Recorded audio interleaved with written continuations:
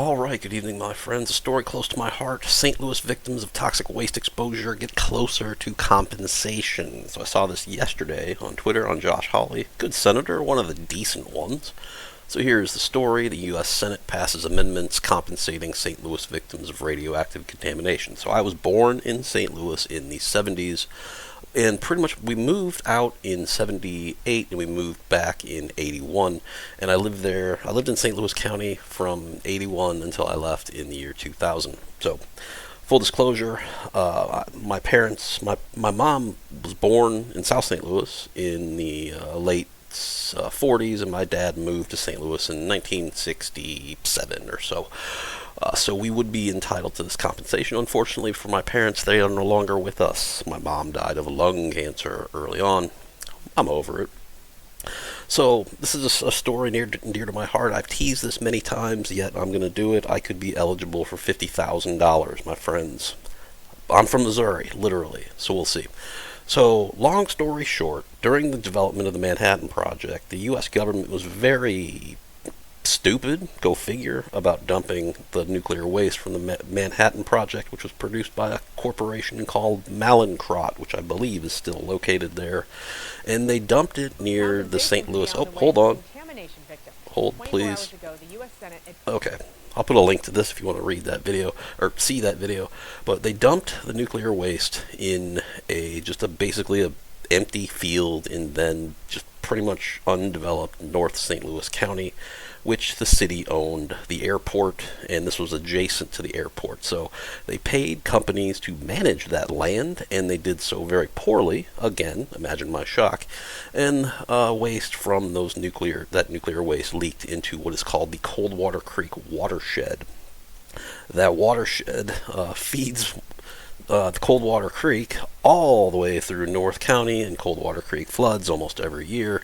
So every year that nuclear waste would get distributed to all of the area inside the flood area of Coldwater Creek, and it was very large. And do some research on the topic. It's a very tragic story. And okay, so first we found out about it because of the rise of social media. If you live in St. Louis, you generally don't leave, and you hang around with the same general people you hung around with in high school your whole life, pretty much.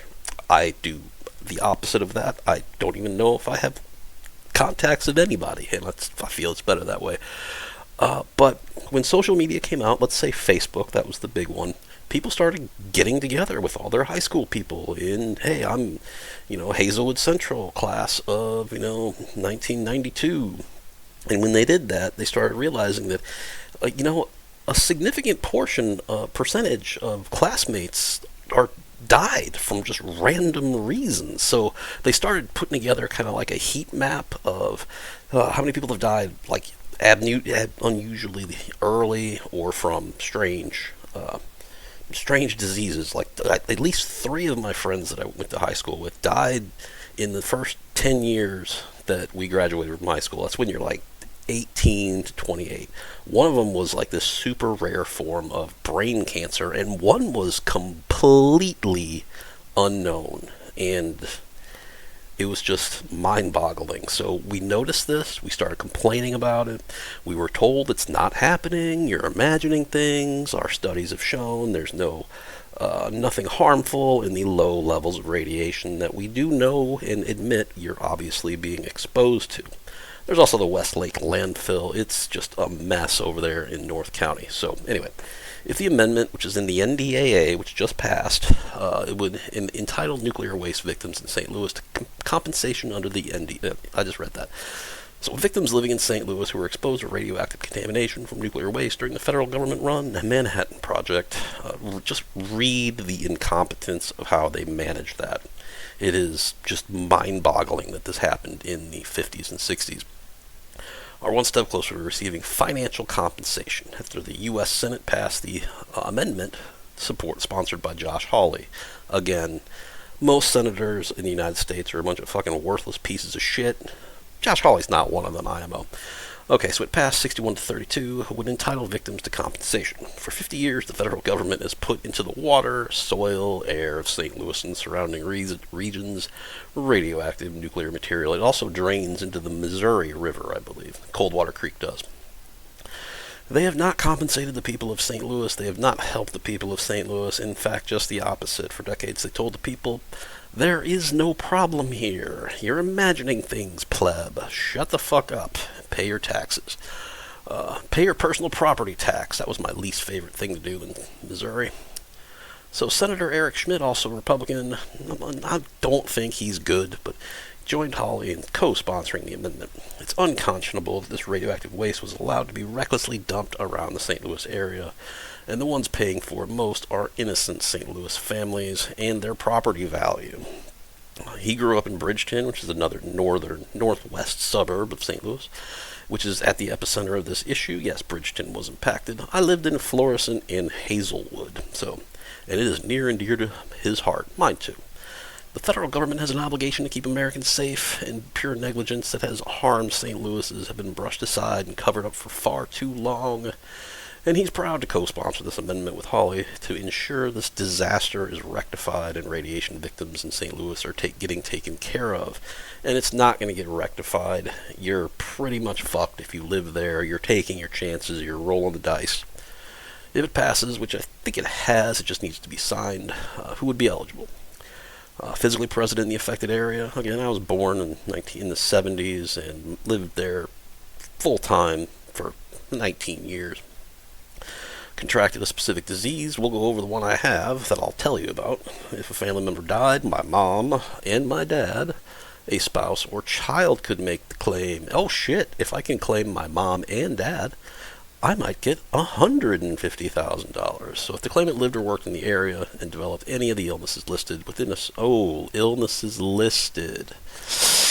That might be a tough one because mine is very, very rare, and I have two of them. We're only going to talk about one. Within a certain time frame, they can get medical expenses paid for, a one-time payment of $50,000. Hey, finally I'll get some of the fucking tax money I've been paying in for, Jesus, how long? 40 years?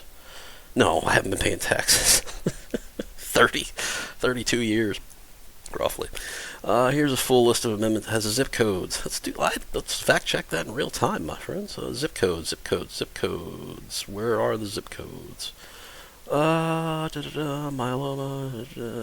Bone, yeah, there we go. Bone, there we go. Doesn't say the zip codes, but I'm sure mine will definitely be included. Fuck off.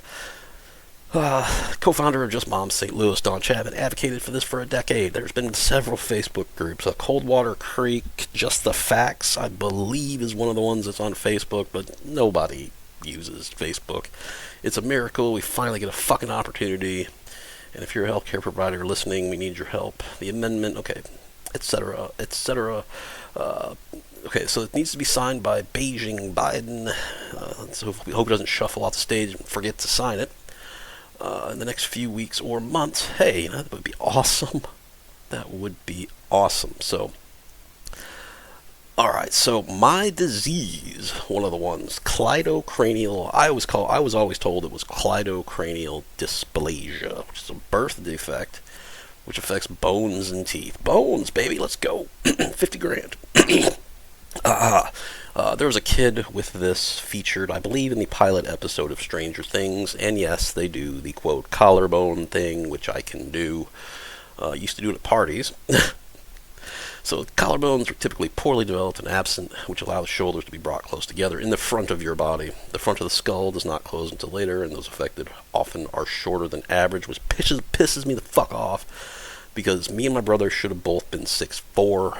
I'm only about 5'7", and he sucks at volleyball, and I was fucking awesome at it. I even could bring the heat with the spikes, but unfortunately it ruined my baseball career because I can't throw a baseball accurately more than like 20 feet, which sucks because I would have been a 5-tool baseball player. I probably would be in the first ballot Hall of Fame by now, my friends.